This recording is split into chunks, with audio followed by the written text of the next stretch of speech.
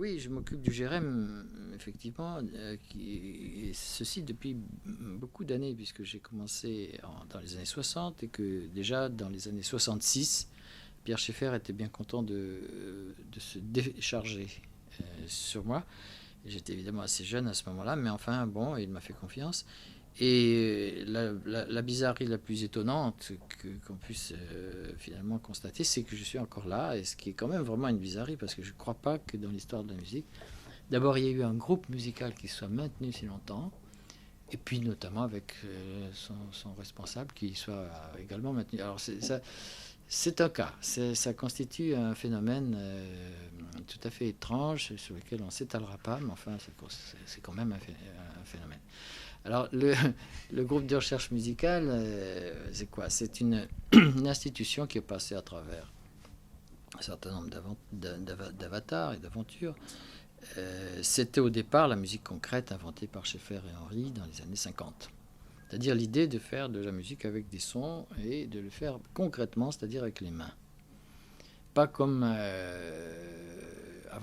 avant où, pour faire la musique, comme vous savez, on emploie des notations, des notes, à travers un système musical, solfège, l'harmonie, contrepoint, et où la musique est d'abord, et surtout au XXe siècle, une vieille histoire très élaborée, avec un passé historique brillantissime, et des plus grands auteurs qui, de Monteverdi à nos jours, en passant par Bach, Mozart, Beethoven et Debussy, et Stravinsky et Messiaen, ont été véritablement des sommets musicaux.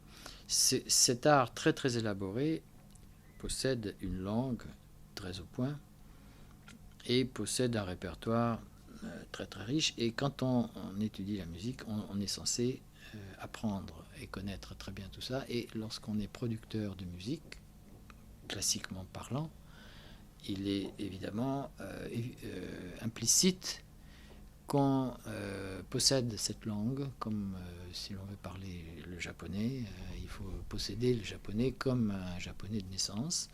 Donc la musique est une langue très élaborée, très sophistiquée. Faire la musique concrètement était d'une certaine façon un recommencement. Un recommencement sur la base nouvelle d'utiliser le son comme un matériau. À partir du moment où on peut le fixer grâce à des technologies qui, contemporaines de la technologie de la photographie ou du cinéma, ont permis, dans la deuxième moitié du XXe siècle, de créer des univers parallèles au monde de la musique, au monde du théâtre, au monde classique, on peut dire, au monde ancien, au monde de l'époque de la bougie, du crin de cheval dont on fait des archets de violon et des objets en bois dont on fabrique des instruments de musique. La technologie a créé toutes sortes d'ouvertures, d'espaces, des espaces nouveaux, des espaces techniques bien sûr, c'est-à-dire mais que ce soit pour l'architecture ou le travail avec le fer, le verre, ont permis de structurer l'espace concrètement parlant d'une nouvelle façon, les moyens de transport, les moyens de communication et les arts, grâce donc à la photo, au cinéma, à la radio, au son enregistré et au son synthétisé, c'est-à-dire au son qui n'est pas seulement le son réel enregistré, mais le son créé par des procédés de synthèse, c'est-à-dire un son qui n'a jamais existé acoustiquement, mais qui existe à partir du traitement de l'onde électrique. Alors voilà le travail du GRM qui a pris naissance donc dans ces années-là et qui, bien sûr, devant un tel chantier si vaste, a motivé énormément de jeunes compositeurs, énormément d'énergie, ce qui fait que le GRM, qui était le premier groupe en 50 et qui est resté longtemps à l'état isolé, est à l'heure actuelle un parmi des centaines et des centaines d'autres institutions de production électroacoustique dans le monde. Rien qu'en France, on dénombre une trentaine d'institutions. On on dénombre une bonne douzaine de conservatoires qui ont une classe d'électroacoustique et qui forment un diplôme musical d'électroacoustique. Et puis, il y a en France une très grande institution qui s'appelle l'IRCAM, qui a pour mission justement d'approfondir le plus loin possible toutes ces recherches, financées par l'État. Tandis que le GRM, lui, qui est historiquement le premier et qui est le leader un peu dans ce domaine, est du côté de l'audiovisuel, c'est-à-dire une vie différente parce que c'est à l'intérieur du monde de la radio et de la télévision que le GRM a pris naissance et est resté. On aurait pu imaginer que cette naissance aurait créé, disons, une institution qui aurait tenu le coup pendant le temps où elle était seule et puis qui, un jour, aurait passé le relais à d'autres institutions comme l'IRCAM. C'est en effet une bizarrerie qui a fait que ce n'est pas cela qui s'est passé. Pourquoi ? Parce que les compositeurs autour de moi étaient suffisamment, mûrs, tout en étant suffisamment jeunes aussi, c'est-à-dire encore motivés, donc du coup, pour rester sur le territoire très particulier de l'audiovisuel, qui n'est pas le territoire normal de la musique courante, si vous voulez, qui est, disons, un monde à part, on peut dire, un peu comme que je comparerais par exemple à l'univers des aéroports ou des marins, si vous voulez. Quand on est dans l'aviation, quand on est dans la marine, on n'est pas vraiment dans le monde des autres gens, parce qu'on est dans une interface entre le monde normal et puis une espèce d'espace différent, l'espace des voyages par exemple, l'espace des transits, l'espace du commerce, l'espace de communication entre des cultures différentes, etc.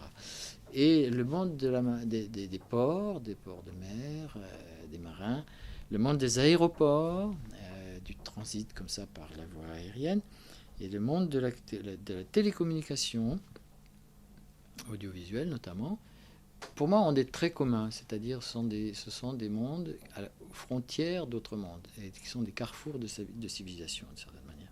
Ce qui fait que les recherches musicales qui se sont effectuées chez nous dans ce cadre-là sont assez, particularisées. On pourrait parler de l'art radiophonique, et en même temps, on trouvait des aliments spécifiques, et qui, au fond, nous justifie d'une manière vraiment très riche et très, très profonde, ce qui fait que les institutions ont accepté que le GRM continue son chemin, tandis que l'IRCAM, qui semble faire double emploi, en réalité ne le fait pas du tout, parce que, au fond, qu'est-ce que l'IRCAM par rapport à nous ? Eh bien, l'IRCAM, c'est, au contraire, une institution qui a pour but de faire profiter le milieu musical classique, des instrumentistes, des instruments de l'orchestre, le milieu traditionnel, l'héritage des siècles passés, de faire avancer ce milieu-là et de le mettre à l'heure des technologies modernes. Le programme de l'IRCAM, c'est doter des technologies modernes du son la musique traditionnelle. Et c'était bien qu'un homme comme Pierre Boulez, qui est un grand chef d'orchestre, soit le leader d'une telle manip. Tandis que le GRM travaille dans le milieu de l'audiovisuel, complètement, c'est-à-dire sans les orchestres. Comme je le disais à l'instant, c'est plutôt c'est plutôt à mettre dans le panier des activités de l'IRCAM, ça. Dès qu'il s'agit de la relation avec le monde instrumental préexistant du passé, je pense que ce n'est plus le terrain du GRM. C'est comme si vous voulez, je continue ma métaphore aérienne ou maritime. On ne cherche pas à faire un avion qui serait en même temps une voiture, hein, ou au brancard desquels on pourrait également mettre un cheval. Hein. On ne cherche pas l'avion tiré à cheval. Je ne veux pas brancarder l'IRCAM en disant que ce serait plutôt eux qui cherchent ça, Non, eux, ils chercheraient plutôt à mettre un moteur électrique sur leur carriole, si vous voulez. Hein, c'est-à-dire à doter un violoncelliste de capteurs microphoniques et qui traite finalement le son émis et qui l'échantillonne et puisse établir une corrélation pour faire ce qu'on appelle l'expanded sound ou expanded instrument, c'est-à-dire un univers plus élargi des catégories instrumentales classiques. Alors, les métaphores ont toujours des limites. C'est tout à fait absurde de mettre un moteur électrique sur une carriole à cheval. Ça n'est pas absurde du tout de mettre un microphone sur un violoncelle. C'est même profondément intéressant et enrichissant parce que ça peut ajouter à toutes les catégories de la musique traditionnelle tout un enrichissement de sons inouïs et ça peut à ce moment-là établir un pont entre des sonorités connues et des sonorités inconnues. Donc c'est très bien, c'est très très bien. Là, j'insiste, la métaphore antérieure ne marche absolument pas. Alors que c'est bien clair que dans les débuts de l'automobile, quand on ne savait pas encore et qu'on faisait des véhicules mixtes comme ça, qui pouvaient être encore considérés comme des carrioles, mais aussi qui pouvaient avoir un petit peu d'autonomie, ça voulait dire qu'on n'avait pas bien confiance dans cette autonomie et que on pouvait éventuellement se rabattre sur les systèmes de traction antérieurs. Bon, nous, notre idée est différente. Elle est voisine, mais différente. C'est une idée qui consiste tout simplement, puisque nous avons vécu dans le monde de l'audiovisuel, nous sommes complètement entraînés à savoir que la radio, la télévision sont des arts autonomes. On ne cherche pas à ce qu'il y ait sur le devant de la scène d'un cinéma un acteur de théâtre en chair et en os qui essaierait de faire passer le film par de la présence humaine qui serait une sorte de relais entre la salle et l'écran. Ça, on ne cherche pas du tout. On ne cherche pas non plus... on pense que, par exemple, le cinéma est un art autonome. Il n'a plus aucune attache avec le théâtre. Il en a d'autres, ou pas, ou le premier degré, si vous voulez. On en trouvera d'autres attaches, par exemple au niveau de l'acteur, parce qu'un acteur de théâtre peut très bien être un bon acteur de cinéma. Et bon, ils ne s'en font pas, ils ne s'en privent pas, hein, les Depardieu ou autres.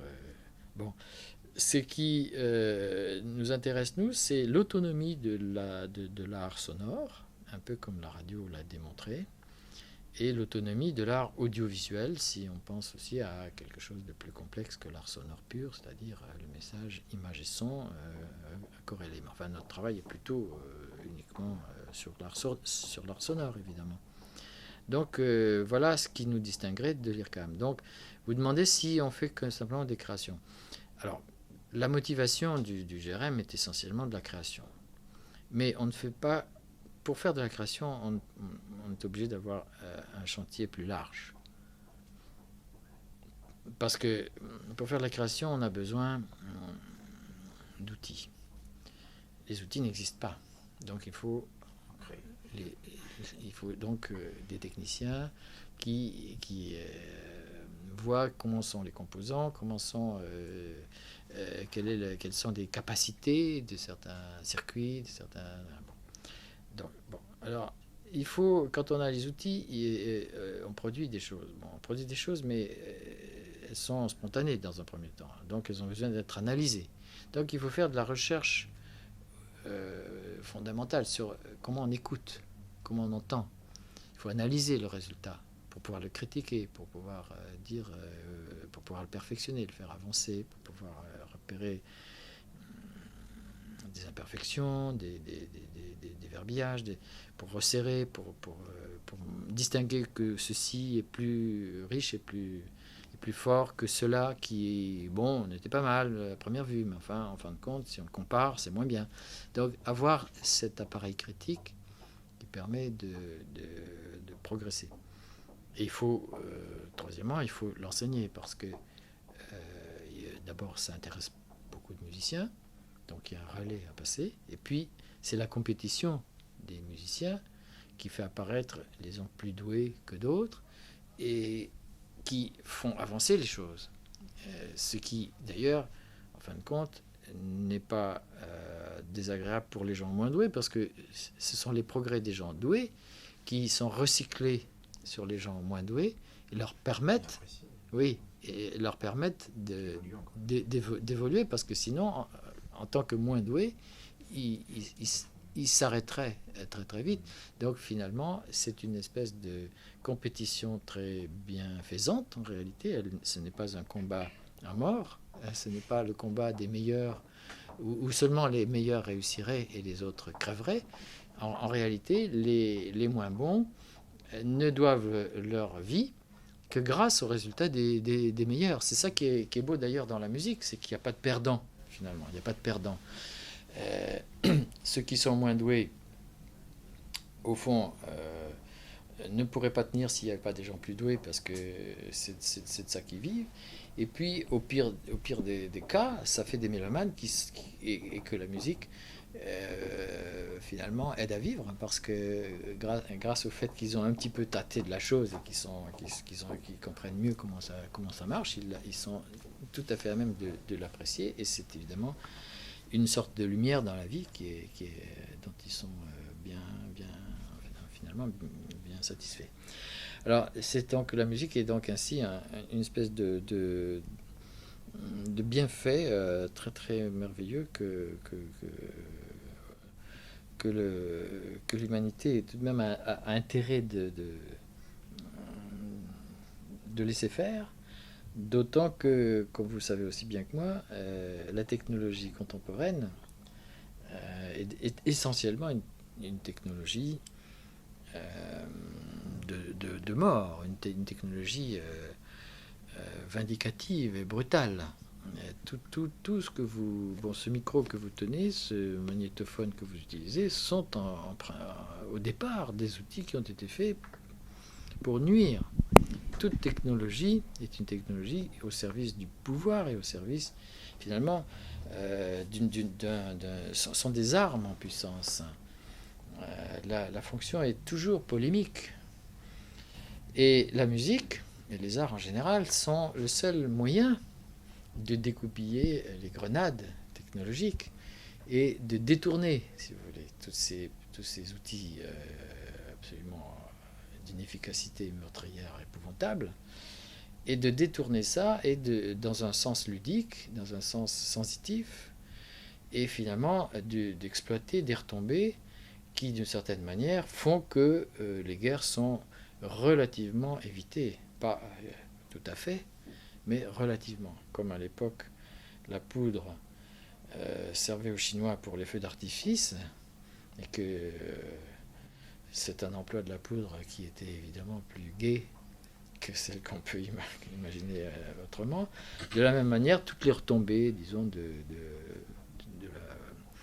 l'étude des images et des sons, qui ont surtout pour but, vous savez, le marché est essentiellement de pouvoir cerner, de pouvoir créer une image qui permet au fond de vérifier des pieds, de poursuivre, de faciliter des trajets de missiles, etc. Bon, donc toutes ces choses-là, on les récupère complètement dans le milieu de l'art sonore. Et nous avons d'ailleurs de temps en temps des recherches qui sont menées avec, par exemple, l'armée, avec le monde notamment des sous-marins, et qui s'intéressent beaucoup à notre technique de perception des sons, pour pouvoir bien entendre dans le spectre sonore, pour avoir des catégories d'écoute et pouvoir fixer des formes et pouvoir les distinguer de manière à avoir une culture auditive qui leur permettent ensuite d'analyser des signes, des indices, et pour pouvoir bien les interpréter. Bon, on a étudié, on a fait souvent des appareils qui ont pu être financés grâce à ça, et qui, grâce au fait que la puissance, disons, le budget disponibles dans ces sortes de chantiers, on peut faire progresser des instruments de musique.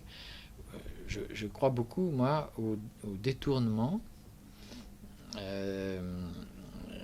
des fonctions très primitives et très brutales, si vous voulez, qui sont inhérentes au fond au fait qu'en tant qu'hommes, nous sommes aussi des animaux, et des animaux très très sauvages et très très violents. Les plus sauvages et les plus violents des animaux, c'est bien nous. Mais heureusement pour nous, ça n'est pas un sort définitif, parce que nous pouvons détourner ça et nous pouvons tout d'un coup inverser le processus. Alors les recherches musicales, c'est essentiellement, sur la base de la création, des développements dans le domaine des outils, des développements dans le domaine de la compréhension de la perception, et les retombées pédagogiques que ça entraîne, c'est-à-dire la possibilité d'ouvrir des chantiers de formation dans les conservatoires notamment, et aussi de l'aide à la conception et de l'aide aussi à la compréhension des outils sonores. Alors bien entendu, après, il y a aussi un autre type de retombées dans la création qui sont la manifestation des concerts, la manifestation différée de ces concerts sous forme d'émissions de radio, avec l'habillage et les commentaires, et la retombée ultime qui est la création d'une collection de disques pour les meilleures œuvres qui sont sorties dans les concerts, dont on a en fin de compte une exploitation plus lente sous la forme de CD, parce que la musique est à la fois un acte en temps réel, public, qui s'effectue, si vous voulez, dans une espèce de communion d'écoute, parce que je crois que l'émotion collective fait partie du mystère musical, mais cette émotion collective a besoin de se nourrir après. D'abord parce qu'elle engendre une certaine fascination, donc d'une certaine façon cette fascination est aussi un peu aveuglée. On est attiré, on est passionné par quelque chose, mais en même temps, cette chose qui vous a attiré, à proportion qu'elle vous a attiré et fasciné, on ne l'a pas très bien comprise, on ne l'a pas même comprise du tout. Même quelquefois, elle vous a choqué, même quelquefois, elle vous a choqué à la fois plu et déplu, et quelquefois davantage déplu que plu, mais quand même attiré aussi. Enfin, c'est en général des sentiments très complexes comme ça. Et on a besoin d'y voir plus clair, et la seule façon, c'est de travailler seul, c'est-à-dire c'est de réécouter, et c'est de réécouter plus lentement, et d'apprendre la langue, et de pénétrer plus. En somme, la musique est à la fois un art collectif et un art individuel, c'est-à-dire l'émotion est collective, mais l'étude est individuelle. On ne peut apprendre que seul, et lentement, et à son rythme. Et moyennant quoi, après, le retour au collectif est plus profond, est plus riche, est encore plus documenté, et le processus s'accroît au fur et à mesure, naturellement. Alors notre activité de recherche, du fait même qu'elle s'inscrit dans le temps, nous met à la tête d'un patrimoine d'œuvres. Et le GRM n'est pas seulement un groupe de recherche qui fabrique tous les ans X musique et Y outils. Il capitalise un certain nombre d'œuvres qui chaque année sont produites. Il y a un déchet, mais il y a aussi un dessus du panier. Bon an, mal an, il y a toujours 5 ou 6 œuvres très intéressantes sur les 15 ou 20 que l'on suscite. Et au bout de 3 ans, au bout de 10 ans, au bout de 20 ans, au bout de 30 ans, et bientôt au bout de 50 ans, puisque le GRM est né dans les années 50, et donc dans quelques années, on fêtera notre 50e anniversaire. En tout cas, nous avons dépassé notre 40e. Ça représente déjà à peu près un patrimoine de 2000 œuvres qui sont très riches, et qui sont des témoignages tout à fait fantastiques de la création du deuxième moitié du XXe siècle dans un art qui paraît très nouveau, mais qui a déjà bientôt 50 ans, c'est-à-dire il est bien sûr très nouveau, si on compare ça à l'horloge de la musique, qui est une horloge séculaire. Hein. La musique, c'est quelque chose qui a déjà 2000 ans, et pour ce qui est de la musique occidentale, qui a en tout cas facilement 500 ans de passé. Donc c'est sûr que quelque chose qui a déjà 50 ans, on peut dire ça vient de naître. Ça vient de naître. Mais enfin, si on regarde ça à l'échelle des années, c'est quand même quelque chose qui est déjà là depuis un bon moment, et depuis bien avant que vous soyez né. En sorte que ça paraît très neuf, mais ça ne l'est pas, tout en étant très neuf. C'est comme quand on regarde la Tour Eiffel, c'est super moderne. Quand on demande quand est-ce qu'elle a été faite, on s'aperçoit qu'il y a déjà plus de 100 ans. Voilà. Mais pourtant, quand on la voit, c'est soufflant de modernité. Hein. Et je ne sais pas si à notre époque on aurait le culot de la faire. Je crois qu'on n'oserait pas la faire. On n'oserait pas.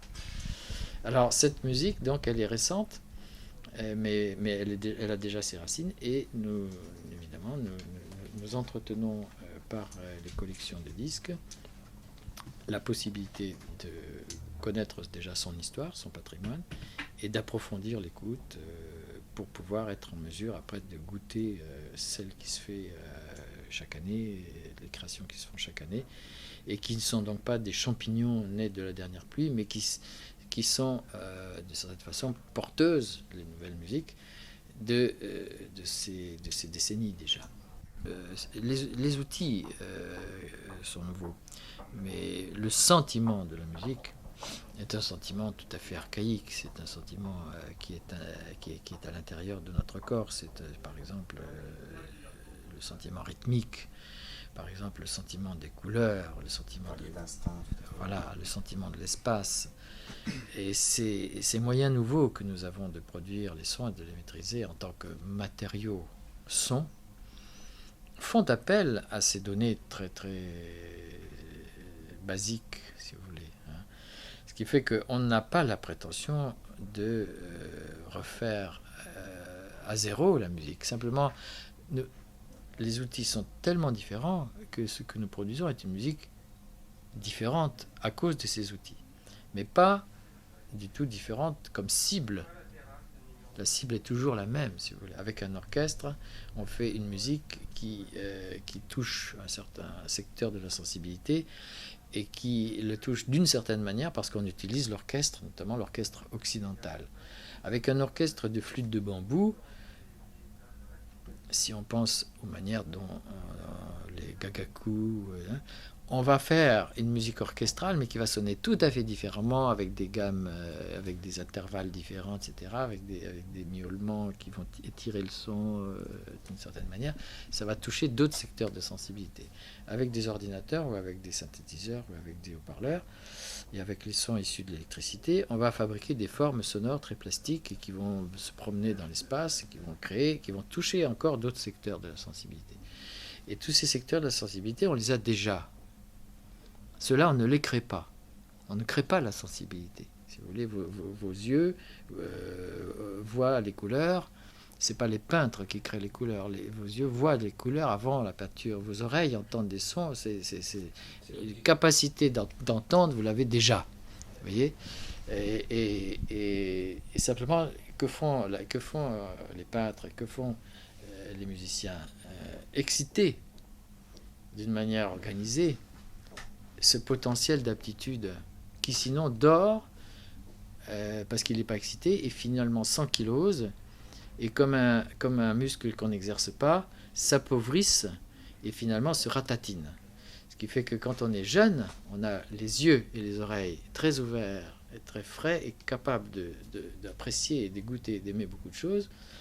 20 ans ou 50 ans après, si on n'a pas exercé ces capacités, ces facultés, on voit déjà beaucoup moins de choses et on entend moins de choses et finalement on reste dans un univers très, très étriqué. D'où l'utilité de l'art comme une sorte de gymnastique, si vous voulez, des sens et de l'esprit pour voir le monde avec toutes les capacités que la nature nous a données, c'est-à-dire pour le voir avec le maximum de performance. il est dommage que les principes d'éducation exercent plus à une compétition commerciale qu'à une compétition, disons, humaniste, enfin, du plaisir de vivre. Ça c'est le problème, un problème numéro un du rôle éducatif qui, en principe, doit être assumé par les parents, hein, parce qu'il n'y a pas de raison non plus de vouloir que la société règle tous les problèmes et de vouloir un social qui serait comme Dieu le Père, un papa, un parent social. Nous avons des parents naturels qui ont le devoir de compléter ou de créer, d'essayer d'exercer le mieux possible. Bon, et puis on a aussi ce devoir par soi-même, dès qu'on a un peu d'autonomie et qu'on a repéré des choses essentielles de la vie, ben, il faut se prendre en main et faire ce travail soi-même. Voilà le rôle de ces novations musicales. Alors, comment on crée? On crée un musicien qui arrive dans un studio ne se pose pas la question pour la première fois de sa vie. Et on n'arrive pas dans un studio comme ça, de même qu'on ne se trouve pas au siège d'un avion comme ça, de but en blanc. Hein. Il y a eu un certain nombre de phases préalables. Hein. On n'arrive pas non plus sur le siège d'une voiture comme ça, de but en blanc. Il y a des écoles. On s'acclimate petit à petit. Hein. Même pour faire du patin à roulettes, dès la première seconde, on se casse la gueule. Donc il y a un entraînement. Alors on s'entraîne, les musiciens s'entraînent déjà avec des instruments, avec le goût des sonorités. Et puis un jour, bon, ils ont la possibilité, justement, à travers une classe de conservatoire ou quoi, de commencer à entendre, à organiser ou à créer des sons qui ne sont pas courants, qui n'ont pas des catégories classiques, enfin, qui donc sont plus longs, plus granuleux, plus fluctuants, etc. Donc ils apprennent à calibrer l'oreille et à calibrer aussi leurs gestes pour pouvoir les produire et pouvoir les différencier et pouvoir les reproduire s'ils le souhaitent. Donc tout ceci s'acquiert petit à petit jusqu'au jour où le gars arrive à avoir un stade un peu professionnel. Nous travaillons seulement avec des créateurs qui sont débroussaillés dans une école de musique, comme à Boulogne, ou comme à Pantin, ou comme au Conservatoire de Paris, ou comme à la DAC de la ville de Paris. Et donc, qui, grâce à ces préalables, peut commencer de profiter des instruments assez élaborés que nous avons chez nous, qui sortent du courant, et dont ils puissent profiter. Parce que, je vous dis, c'est la même chose qu'un avion. Hein. Le type qui n'est pas au point, il ne tient pas 5 minutes. Hein. La sélection, c'est un piano. Vous savez, bon, voilà le piano. Hein. Les doigts de tout le monde peuvent être posés dessus, mais il y a des préalables, hein, si vous voulez. Si vous n'y arrivez pas, bon, il y a des moyens d'y arriver. Alors, vous prenez des cours, et puis un beau jour, vous revenez, et puis on peut vous passer le piano, vous voyez. Non, moi, il n'y a pas de... Celui qui peut, tout de suite, hein. Ça résiste assez, hein, en soi. Mais ceci étant dit, beaucoup de gens sont tout à fait capables. Il faut quand même faire le tri parce qu'on a plus de demandes que de possibilités. Et alors là, bon, ben oui, bien sûr, c'est par curriculum vitae, par les pièces antérieures, etc. On prédispose plutôt celui-ci que celui-là, qui attend un peu l'autre et puis qui revient un peu plus tard. Enfin bon, finalement, c'est comme ça que ça se passe. Hein. Et on a 12 concerts par an, 6 soirées de 2 concerts par an, depuis donc beaucoup d'années. On appelait ça le cycle acousmatique. Acousmatique, on parlera du mot tout à l'heure. Et on appelle ça maintenant, ces rencontres-là, nous les appelons son mu, c'est-à-dire le son qui bouge, le son musical. C'est une sorte de petit logo comme ça pour moderniser le terme cycle acousmatique, qui est un peu grammatical, un petit peu difficile à comprendre. Et c'est l'idée d'une musique faite à partir donc du matériau sonore, quoi. Et ces 12 concerts, 3-4 musiciens par concert, oui, ça fait quand même un programme assez intense de création, puisqu'il faut compter 1 à 2 mois, quelquefois 3 mois de temps pour faire une musique. un peu comme un tournage de film, ça prend à peu près ce temps-là. Donc voilà, les 12 mois de l'année sont bien remplis. Alors, acousmatique, c'est un mot qui est très important, qu'il faut connaître, qu'il faut comprendre, qui est très facile à comprendre d'ailleurs, puisque c'est une racine grecque qui vient d'akousma, qui veut dire la perception auditive. C'est ça la vraie explication. Donc c'est court et simple. Une erreur serait de penser que c'est comme que c'est akous, c'est-à-dire écouter, matique, c'est-à-dire automatique, c'est-à-dire une espèce de machine qui automatiserait l'écoute. Bon, ça c'est voilà, c'est pas ça. D'accord, c'est pas du tout ça. C'est la racine est acousma qui veut dire perception auditive. Et la désinence X, c'est, disons, le caractère notionnel, comme on dit, la télématique, l'informatique, l'arithmétique, enfin bon, c'est-à-dire le fait d'en faire les concepts autour de la perception auditive. Voilà ce que veut dire le terme d'acousmatique.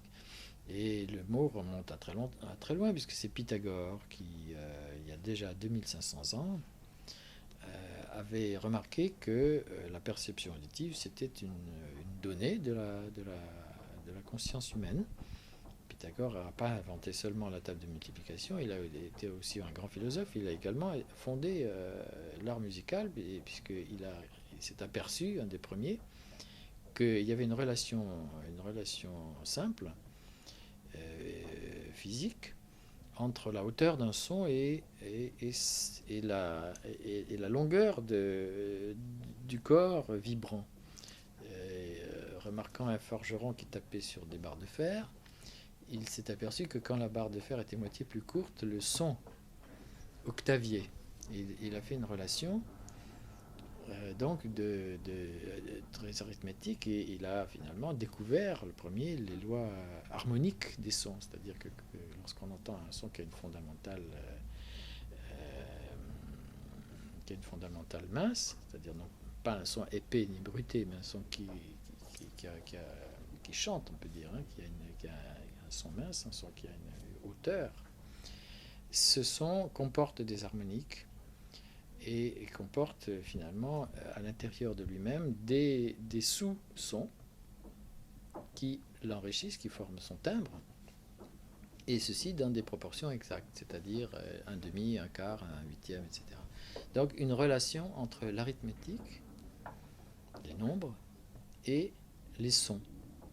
Et c'est quand même une invention absolument, une découverte, puisque c'est pas une invention, c'est un fait de la nature, un fait physique, une découverte étonnante de faire un lien comme ça, d'établir un pont entre une perception qui semble être confuse, la perception des sons, et subjective.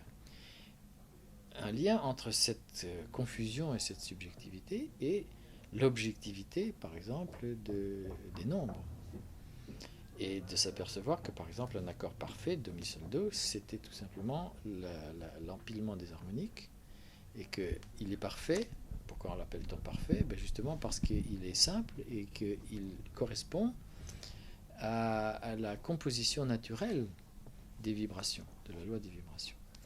Et donc, ça a donné, à l'époque de Rameau et de Bach, une capacité de créer une grammaire des sons et de donner une base physique à l'harmonie et au contrepoint, qui a été un des facteurs de progrès de la musique occidentale par rapport à des musiques plus primitives qui se sont fondées sur des principes moins scientifiques, des principes plus symboliques, disons.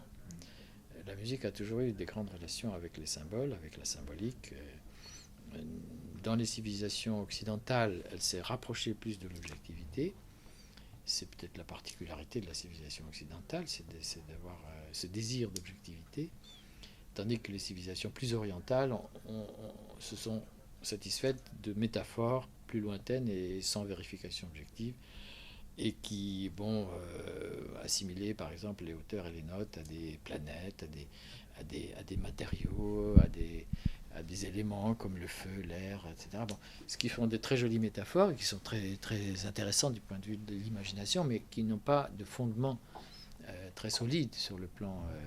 ce qui fait que l'art musical de ces pays très développé, toutefois, et artistiquement très, très intéressant et très passionnant, mais a eu sans doute moins d'ouverture que les musiques dites occidentales. Je n'ai pas dit que les unes sont meilleures que les autres, parce que en matière artistique, il n'y a pas de notion de progrès, il n'y a pas de vérité. La vérité étant une catégorie qui est d'ordre plus, enfin qui est de toute façon d'ordre illusoire, mais enfin qui s'attache plus à la science, évidemment, qu'à l'affectif, qu'à l'art. Et bien sûr, les musiques orientales sont magnifiques, sont superbes, sont sublimes, et tout aussi belles que les musiques de Bach ou de Mozart. Les musiques indiennes ou les musiques primitives africaines ou des îles Salomon ou des Pygmées sont absolument d'une richesse absolue et extraordinaire. Pourquoi ? Parce que le savoir-faire instrumental, l'agilité mentale de la musique, le musicien, dans l'exercice complet de son travail, qu'il soit un vieux nègre ou un occidental raffiné,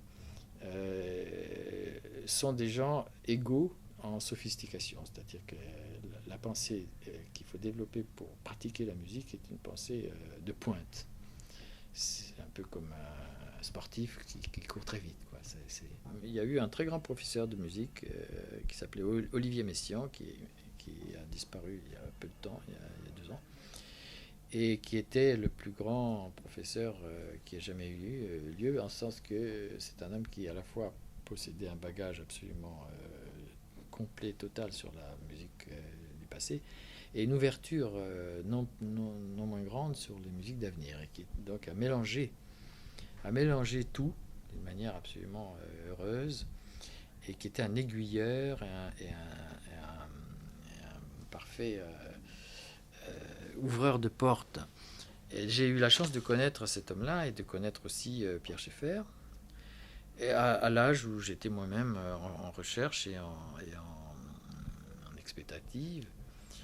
Et donc c'est un facteur chance, quoi, essentiellement. Mais j'étais plutôt, je me destinais plutôt à la carrière d'enseignement, puis je suis tombé dans mes études musicales sur ces hommes-là, et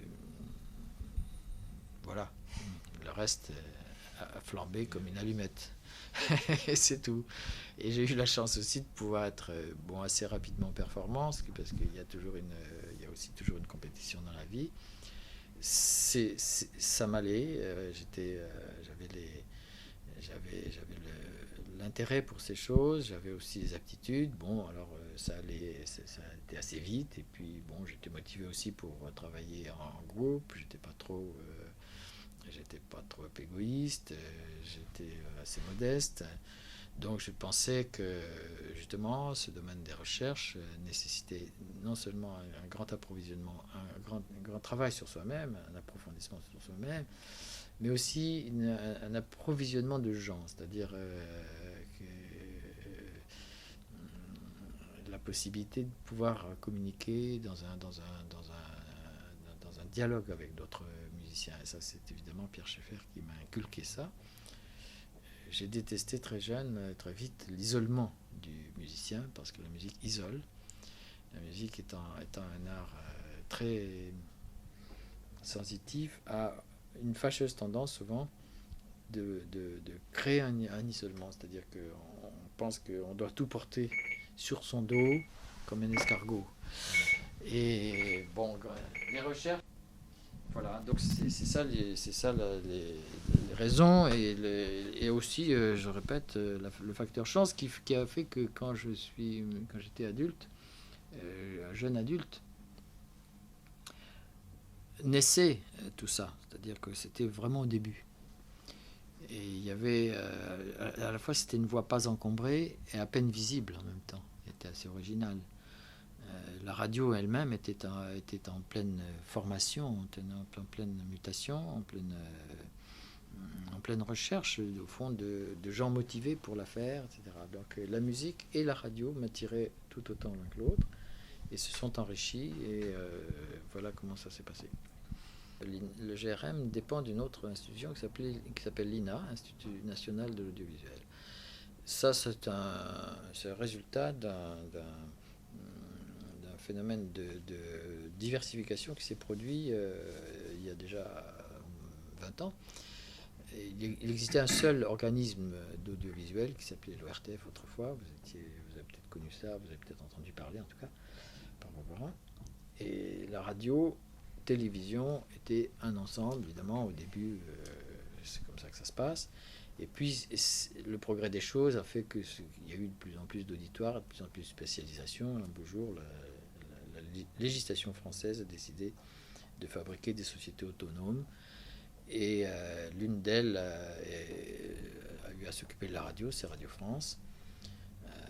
Il y a eu aussi des chaînes privées commerciales, mais ça c'est la radio d'État.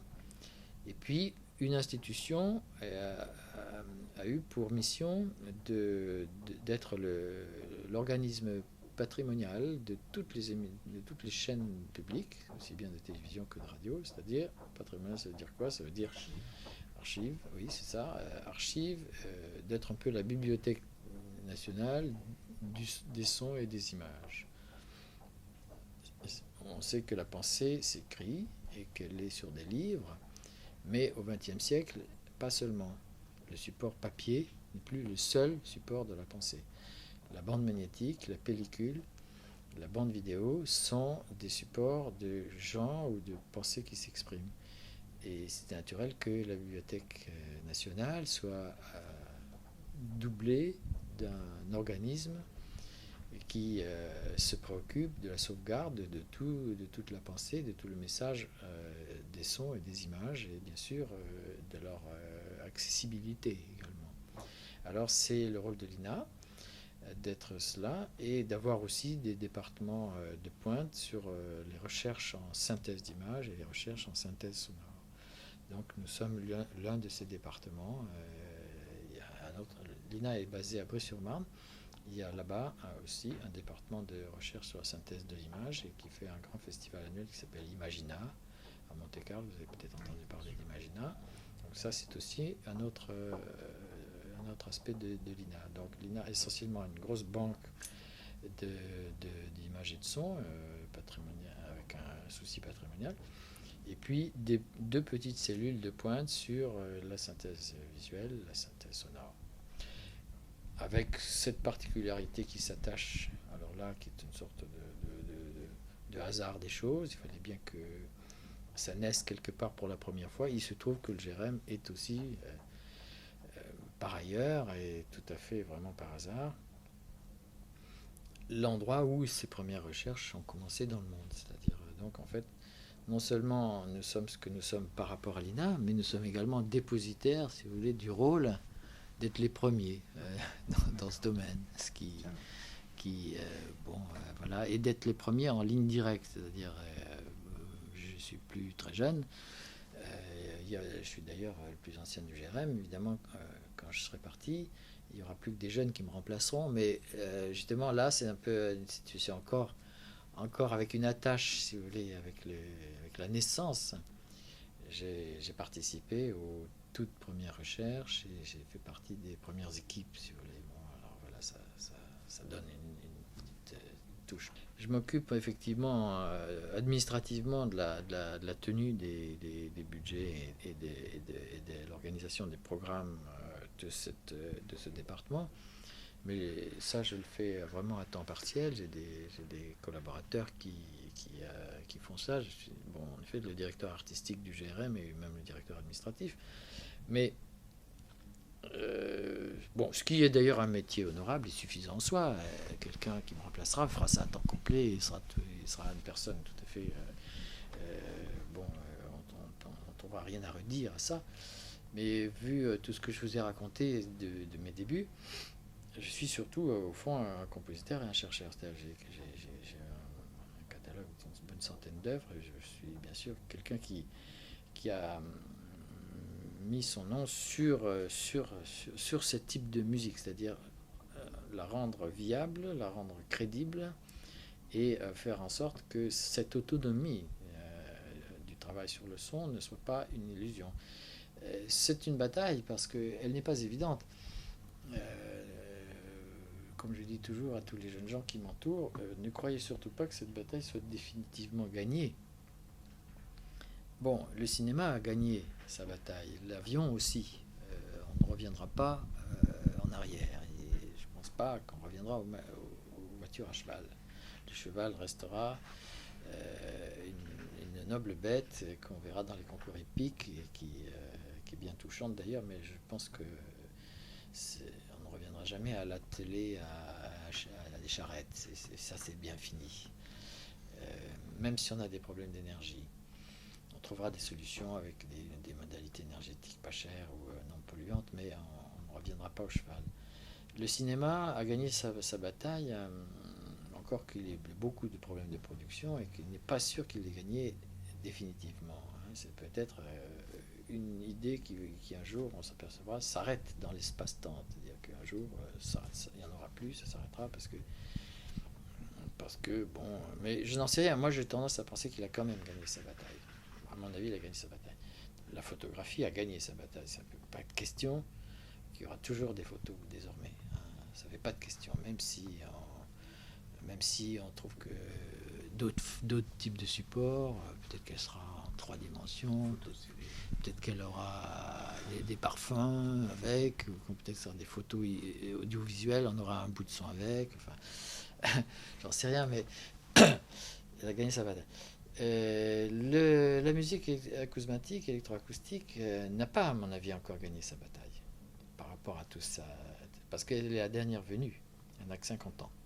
Tout ce dont j'ai parlé a au moins 100 ans. Il faut une centaine d'années pour que la bataille, culturellement parlant, soit. Je n'ai pas de doute qu'elle la gagnera, mais je suis obligé de dire qu'elle n'a pas gagné et de mettre quand même en doute le fait qu'elle puisse la gagner, puisque qu'est-ce que je sais de ce qui va se passer dans 50 ans? Je ne peux rien promettre. J'ai mes convictions. Je suis convaincu qu'elle la gagnera, mais je ne peux rien promettre. Donc il y a encore beaucoup de travail à faire pour qu'elle la gagne. Il y a beaucoup de travail à faire pour la viabiliser, pour en faire une pratique courante. Et notamment, au point où nous en sommes, la bataille est très ardue parce que tout ce que nous avons réussi à faire, c'est un peu la rançon de cette réussite, a forte tendance de retomber en arrière et d'être repris en main par la musique instrumentale assistée par la technologie, qui semble au fond la meilleure de toutes les solutions parce qu'elle ajoute au passé les capacités actuelles et l'avenir, et ça ne remet pas en cause ni le métier musical, ni les instruments de musique, etc., comme ce que nous faisons, qui d'une certaine façon, par son autonomie, les remettent en cause. Alors, c'est pour dire que c'est pas sûr, d'une certaine façon, on peut avoir un doute sur la viabilité des musiques acousmatiques dans l'avenir.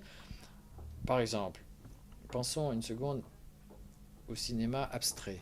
Le cinéma abstrait, c'est quelque chose qui a vu sa naissance dans les époques du Bauhaus, de l'art moderne des années 30, mais le cinéma abstrait n'a pas percé. Et c'est resté quelque chose qui, au fond, est une capacité. Les peintres ne sont pas intéressés au cinéma abstrait, enfin, ils s'y sont intéressés un peu, mais pas assez. Ça n'a pas eu de sort économique, ça coûte trop cher, ça intéresse trop peu de gens. Et finalement, on a des petits exemplaires qu'on voit quelquefois dans les musées, il y a des rétrospectives, Man Ray ou autres, mais c'est quelque chose qui a eu une naissance et une extinction. Le cinéma muet, la même chose. C'était un art magnifique, superbe, mais un beau jour, le cinéma sonore est arrivé, et le cinéma muet, avec ses caractéristiques très particulières, sa manière d'intégrer des sous-titres, etc., sa dramaturgie très, très typique, etc., sa manière elliptique de découpage. Et bon, au fond, ça a servi à mieux comprendre le cinéma sonore ou à mieux le faire, mais en art autonome, ça s'est arrêté.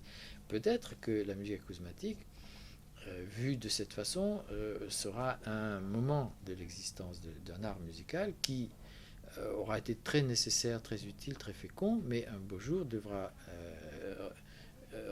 rendre donner tout ce qu'il a trouvé à autre chose qui continue d'une autre manière. Vous voyez, c'est une possibilité. Dans mon sentiment personnel, je ne le pense pas. Dans mon sentiment personnel, c'est un art autonome très très riche qui, à mon avis, ressemble à la lecture, si vous voulez, c'est-à-dire la capacité d'avoir un message sonore complètement disponible pour une écoute individuelle et une réécoute retour en arrière, etc. Et ce qui d'ailleurs sera sans doute développé dans les méthodes interactives que l'on voit, dont on commence à parler avec les CD-ROM et tout ce qui est ouvert par l'interactivité, la capacité d'avoir une documentation sur n'importe quel moment, de s'arrêter, d'enrichir, de s'enrichir d'un certain nombre de commentaires, de reprendre, etc. Alors moi je crois beaucoup, si vous voulez, à l'enrichissement de la capacité de la perception auditive. Je crois que c'est une grande... Et l'art acousmatique tourne vers ça. Encore faut-il qu'il y ait à la fois des bons créateurs, des solutions économiques, un auditoire, une culture, une pédagogie qui viennent démontrer toutes ces espérances. Donc voilà le chantier tel qu'il est en ce moment et qui est donc arrivé à un très haut degré d'exigence et en même temps probablement dans un état de bascule qui fait que la seconde moitié il a gagné sa première manche, on peut dire, mais il faut qu'il gagne sa seconde manche pour affirmer finalement la réalité de son territoire. Il n'y a pas de question sur le problème du numérique. C'est évidemment une maîtrise plus profonde du traitement du signal, puisqu'il intègre davantage de paramètres dans un minimum de place et permet en plus une gestion de ces paramètres. Parce que ce qui est intéressant avec le numérique, c'est pas tellement qu'on échantillonne l'onde sonore, c'est qu'on peut corréler beaucoup de choses à cette fragmentation. C'est donc enrichissant. Si vous voulez, c'est l'invention de la pagination d'un livre. Hein, c'est écrire comme ça, par exemple, si on écrivait sur une grande feuille de papier qui serait comme un ruban, hein, mais ce ne serait pas pratique. Bon, le jour où on a mis ça sur des pages, qu'on tourne, et avec un numéro en bas de la page, ça a l'air d'un simple conditionnement, mais c'est beaucoup plus qu'un conditionnement parce que ça permet de retrouver, ça permet d'indexer, ça permet d'enrichir par des notes, ça permet c'est tout d'un coup une verticalisation, si vous voulez, qui a un principe d'économie absolument manifeste. Ceci étant dit, le monde qu'on appelle maintenant, par opposition numérique, le monde analogique, qu'on n'appelait pas comme ça avant que le numérique n'existe, puisqu'on le vivait comme une manière sine qua non de prendre les images et les sons. Ce monde que maintenant on désigne sous le terme d'analogique, et d'ailleurs avec une espèce d'idéologie de dénigrement, comme si l'analogique était inférieur au numérique, ça, par contre, je m'élève très violemment contre ce dénigrement, parce que le monde de l'analogique est très très riche aussi. Et même, je dirais, est beaucoup plus proche de nous parce que nos sens sont analogiques. Notre manière de penser est analogique. Nos sensations sont toutes continues. Nous ne pouvons pas percevoir les nombres. Nous avons une intelligence des nombres, nous pouvons avoir une conscience des nombres, mais nous ne percevons pas de nombres. La perception est analogique. Elle est forcément des flux plus ou moins accélérés, plus ou moins chauds, plus ou moins froids, etc. Nous ne fonctionnons que par des plus et des moins. Nous sentons toujours par rapport à ce qui précède, l'epsilon précédent et l'epsilon suivant, et la différence qui monte ou qui descend par rapport à cet epsilon précédent et cet epsilon suivant. C'est ça. Notre vie est basée sur ce genre de choses. Mais nous avons une intelligence, nous avons une mémoire qui compute, qui, elle, a une conscience, qui prend une distance, et à ce moment-là, on a besoin d'avoir des informations corrélées. Alors, je veux dire par là que dans notre travail de recherche sonore, nous nous servons énormément des procédures analogiques et sur lesquelles nous greffons toutes les capacités d'intervention numérique qui sont très puissantes, mais qui, dans certains cas, ne suppléent pas aux capacités de l'analogique. Et par exemple, nous utilisons toujours les magnétophones. Nous utilisons aussi souvent des générateurs de son analogiques qui permettent, par exemple, de faire quelquefois des fuseaux sonores, des espèces d'épanouissements, des fusées, des phénomènes en gerbe qui sont tout à fait impossibles de faire par des procédés de synthèse avec un Yamaha. C'est tout à fait exclu de pouvoir faire ça. Donc, pourquoi s'en priver? Pourquoi voilà. Alors, il y a chez nous une critique tout à fait, bien sûr, puisqu'on sait de quoi il s'agit. On a une critique de cette espèce d'idéologie scientifique du progrès qui ferait que le numérique serait supérieur à l'analogique. Il n'est pas supérieur qualitativement. Il est plus efficace, moyennant qu'on soit bien au courant aussi des choix que ça implique, et aucune technologie n'est neutre, toute technologie entraîne à des choix, c'est-à-dire à des abandons de certaines performances au bénéfice d'autres performances. Toute technologie prédispose. Elle tourne la tête vers une certaine portion de l'horizon. Il n'existe pas de technologie qui fasse le tour de l'horizon. Une technologie vous aide à regarder là, une autre vous aide à regarder là, une autre vous aide à regarder là. Et en fin de compte, si on veut regarder dans différentes directions à la fois, eh bien, il faut utiliser chacune des technologies.